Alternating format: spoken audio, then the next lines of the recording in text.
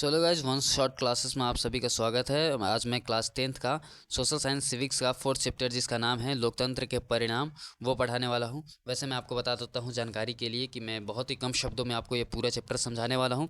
तो अगर आपको ऐसा ही वीडियो देखना है, बहुत ही कम शब्दों में बहुत ही कम समय में आपको पूरा चैप्टर समझना है, तो मेरे चैनल को सब्सक्राइब कर लीजिए। तो चलिए बिना समय गवाए शुरू करता हूँ।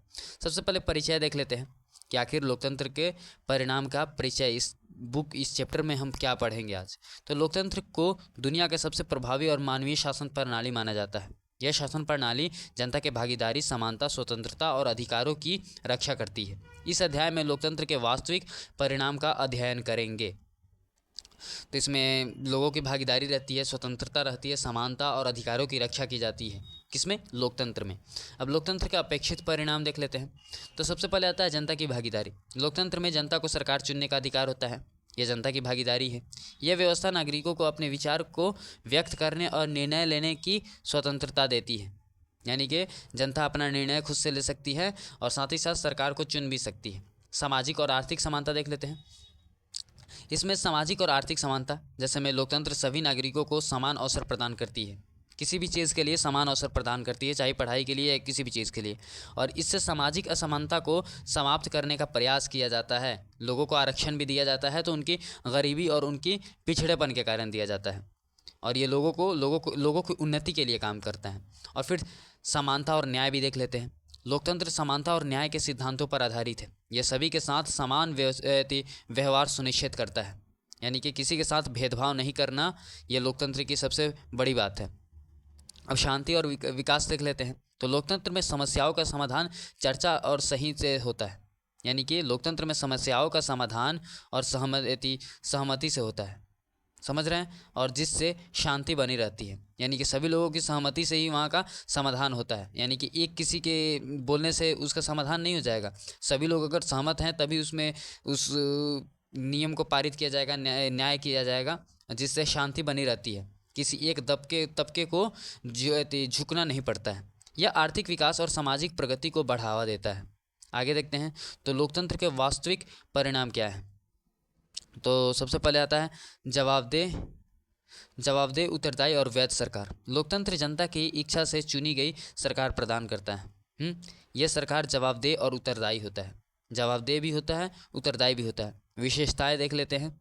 तो यह निर्णय लेने में पारदर्शिता रखता है, जनता की भलाई के लिए नीतियाँ बनाने का काम करता है और वैधता को बनाए रखता है।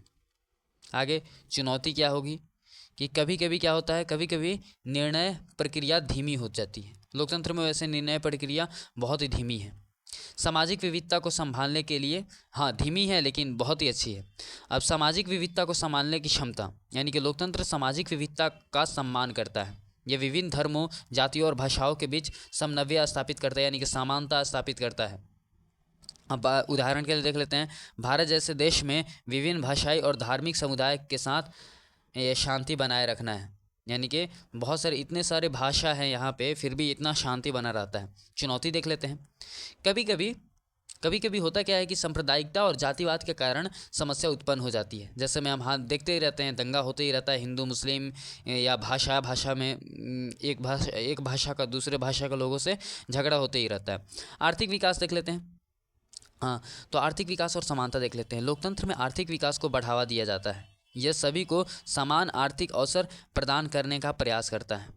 समझ में आया? आर्थिक विकास को बढ़ावा दिया जाता है और ये सभी आर्थिक अवसर प्रदान करता है सभी को। चुनौती देख लेते हैं। तो आर्थिक असमानता, कोई गरीब है, कोई अमीर है। गरीब और अमीर के बीच बढ़ता अंतर, अमीर होता जा रहा है, गरीब होता जा रहा है। गरीबी और असमानता का समाधान क्या हो सकता है। लोकतंत्र में सरकारें गरीबों और पिछड़े वर्गों के उत्थान के लिए नीतियाँ बनाती है। बहुत सारी नीतियाँ भी बनी है गरीबों के लिए, जैसे में मनरेगा बना है, 100 दिनों के लिए जॉब की गारंटी, 100 दिनों के लिए जॉब की गारंटी, उसको मनरेगा कहा जाता है। महात्मा गांधी राष्ट्रीय ग्रामीण रोजगार गारंटी योजना। चुनौती क्या हो सकती है। तो चुनौती सभी को समान रूप से लाभ नहीं मिल पाता है इसका। फिर सामाजिक न्याय और गरिमा का सम्मान नेक्स्ट है। तो लोकतंत्र में सभी को समान सम्मान और अधिकार मिलते हैं। ये महिलाओं, दलितों और अल्पसंख्यकों को सामाजिक न्याय प्रदान करता है। ये सच बात है।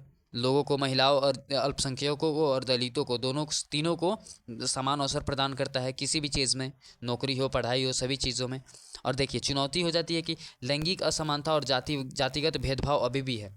इतना सारा नियम होने के बावजूद भी लैंगिक असमानता है। लड़कियों को पढ़ने नहीं दिया जाता है, बहुत सारी जगहों पे शादी करा दिया जाता है, बहुत जल्दी नौकरी नहीं करने दी जाती है, और जातिगत भेदभाव भी है, जाति से हम लोग भेदभाव करते हैं। लोकतंत्र की सीमाएं, तो लोकतंत्र की सीमाएं हैं नीतियों के कार्यान्वयन में धीमापन, यानी कि लोकतांत्रिक प्रक्रियाओं में समय लगता है, इससे समस्याओं का समाधान धीमा हो सकता है। फिर राजनीतिक अस्थिरता, इसमें क्या होता है कि बहुदलीय व्यवस्था और गठबंधन सरकारें कभी कभी अस्थिरता पैदा कर देती है, यानी कि अस्थिरता यानी कि स्थिर नहीं रह पाता है। फिर भ्रष्टाचार और पक्षपात, लोकतंत्र में भ्रष्टाचार और भाई भतीजावाद की समस्या है। भाई भतीजावाद यानी कि नेपोटिज्म, जिसको आप बॉलीवुड में नेपोटिज्म कहते हैं, उसको भाई भतीजावाद भी कहा जाता है हिंदी में। आगे चलते हैं, नेपोटिज्म तो सबको जानता होगा। आगे सामाजिक असमानता, लोकतंत्र सामाजिक असमानता को समाप्त करने की पूरी तरह सफल नहीं हुआ है, यानी कि असमानता अभी भी समाप्त नहीं हुई है, या वो लैंगिक रूप में हो या जातिगत रूप में हो। लोकतंत्र के लाभ और महत्व देख लेते हैं। अधिकारों की रक्षा करता है। लोकतंत्र के सभी को अभिव्यक्ति, विचार और धर्म की स्वतंत्रता मिलती है। धर्म का प्रचार करने या धर्म की स्वतंत्रता सभी को प्राप्त है। और फिर शांति और समन्वय, लोकतंत्र विवादों को बातचीत के माध्यम से हल कर देता है। सही बात है।